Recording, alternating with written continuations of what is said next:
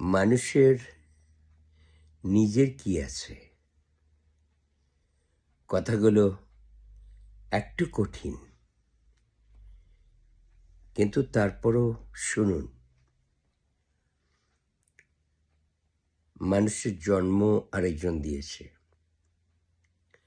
নাম আরেকজন রেখেছে,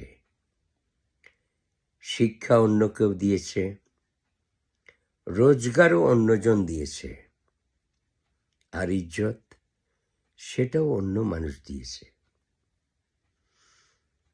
মৃত্যুর পর যে সম্পদ থাকবে তাও অন্য মানুষ নিয়ে যাবে। প্রথম আর শেষ গোসল সেটাও অন্য কেউ দিবে। কবরস্থানেও অন্য মানুষ নিয়ে যাবে। তারপরও এত কিসের অহংকার মানুষের? সমুদ্রে যত চিনি ঢালুন, সমুদ্রের পানি কখনো মিষ্টি হবে না। মতলববাজ মানুষদের যতই আপন ভাবুন না কেন, তারা কখনোই আপন হবে না।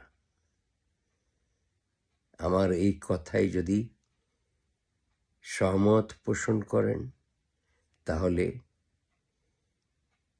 কমেন্টে একবার শুধু হাঁ লিখে দেবেন। ধন্যবাদ সবাইকে আমার কথা শোনার জন্য। খোদা হাফেজ।